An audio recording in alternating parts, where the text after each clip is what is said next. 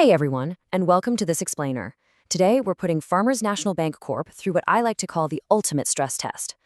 As an investment analyst, one of my absolute favorite things to do is take a company and just run it through the legendary frameworks of the all-time greats. We're talking Warren Buffett, Peter Lynch, and Benjamin Graham. And then we'll hit it with some rigorous modern financial modeling, like the discounted cash flow and dividend discount model. We're doing a complete stock analysis here, pulling directly from the company's latest data filings. So grab your notepads, because we're about to see if this community bank can survive the guru gauntlet. Okay, here's our roadmap for the gauntlet. We'll look at a company snapshot, apply the Buffett, Lynch, and Graham lenses, dive into the valuation models, and then bring it all together for a final synthesis. Let's just jump right into Section 1, Company Snapshot. Let's get an FMNB overview to establish our baseline. To set the stage for you, FMNB's share price recently hit a new 12-month high of $16.18, and right now it's sitting right around $16.17. And looking at the baseline numbers, we've got a nearly billion-dollar community bank on our hands. A $955.7 million market cap, to be precise. They operate 83 locations across Ohio and Pennsylvania and are sitting on about $7.1 billion in assets, largely thanks to a recent merger with Middlefield Banc Corp. They trade at a pretty moderate price-to-earnings ratio of 10.97, and honestly, they pay a highly attractive flat dividend yielding 4.2%. All right, moving on to Section 2, the Warren Buffett lens, focusing on quality and consistency. We all know Buffett loves simple, understandable businesses with strong management and bulletproof earnings. Now, you really have to consider FMNB's astonishing track record here. Literally 174 consecutive quarters of profitability. Let that sink in for a second. That level of absolute consistency is exactly what Buffett screens for. The bank boasts an annualized return on equity of 11.82%, and their debt-to-equity ratio is highly manageable at just 0.19. Plus, we see management actively reinforcing their economic moat. They're upgrading their digital banking core platform to grab that younger, expanding client base. But to figure out Buffett's required intrinsic value, we actually need owner earnings. Now, valuing a bank requires some assumptions, right? Traditional free cash flow just doesn't apply cleanly to financial institutions. So I want to explicitly flag this. We are using projected net income as a proxy for owner earnings here. Sell-side analysts are projecting $1.68 in earnings per share for the current year. So if we apply a standard Buffett-style multiple of around 11 to those owner earnings, we get a fair value of roughly $18.50. At today's price of $16.17, FMNB offers a really nice, modest margin of safety. Buffett would probably look at this as a wonderful company at a fair price. He'd likely give it a cautious buy in his book. Next up in the gauntlet is Section 3, the Peter Lynch lens. We're looking for growth at a fair price, channeling the legendary stock picker himself. Lynch loved to categorize his stocks. Given its super reliable operations dating all the way back to 1887 and that steady 4.2% yield, Lynch would absolutely slap the stalwart label on FMNB. It's a classic defensive dividend play that offers genuine stability when the economy gets rocky. Now, here is where the math gets really interesting when calculating the PEG ratio.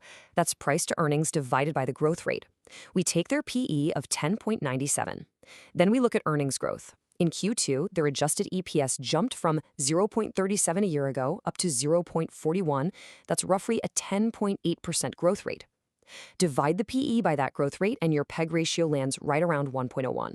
Honestly, this perfectly hits Peter Lynch's sweet spot for fair valuation. But wait, Lynch always checks insider activity and balance sheets. The balance sheet is strong, and the low institutional ownership is definitely a positive in his framework. However, the recent insider selling might give him a little bit of pause. Filings show a director recently unloaded over 23,000 shares, and an EVP sold 5,000. Because of that mixed signal, Lynch's lens actually yields a hold opinion right now. All right, Section 4, the Benjamin Graham lens. We're stripping away the qualitative stuff, ignoring the fancy digital upgrades, and looking purely at hard, defensive value with the father of value investing. FMNB just breezes through Graham's rigorous defensive checklist point by point. Adequate size? Yep, almost $1 billion. Earning stability? Oh yeah, 174 quarters of it.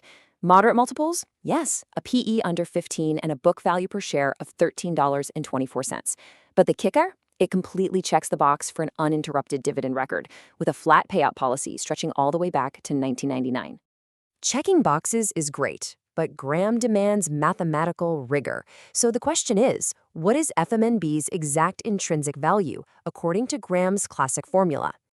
Okay, Graham's formula is the square root of 22.5 times earnings per share times book value per share. When we plug in our 1.68 projected EPS and $13.24 book value, the formula spits out an intrinsic value of $22.37. At the current market price of $16.17, Graham would see a massive 27% margin of safety. So through the Graham lens, FMNB is a screaming strong buy. Having survived the gurus, we're moving on to Section 5, Valuation Models. We're going to hit FMB with the strict mathematical rigor of a DCF and a DDM. Your standard discounted cash flow analysis takes 3 steps: forecasting cash flows, calculating a perpetual terminal value, and then discounting it all back to today using your weighted average cost of capital. But as I mentioned earlier, doing this for community banks using traditional free cash flow is notoriously tricky. Because of that, let's be super transparent about our assumptions for this base case DCF. We're assuming net income as a proxy for cash flow. We're applying an industry average WACC of 9% for our discount rate, and we're using a perpetual terminal growth rate of 2%, basically aligning with long-term economic growth. To really test the robustness of this model, we can run a sensitivity analysis. Even if we tweak our assumptions slightly, like varying the discount rate between 8 and 10%, or the terminal growth between 1.5 and 2.5%, the base case fair value lands securely between $17.50 and $19 per share. That's still notably higher than what it's trading at today. And let's bring in a secondary model to be absolutely sure. Since FMNB has a strictly flat 68-cent annual dividend policy, the dividend discount model, or DDM, is an incredibly appropriate tool for us to use here. When you discount that highly reliable stream of dividends back to the present, the DDM also points to a fair value in the mid to high teens, coming in right around $17.50. Okay, time for Section 6, synthesis and final recommendation. The ultimate verdict.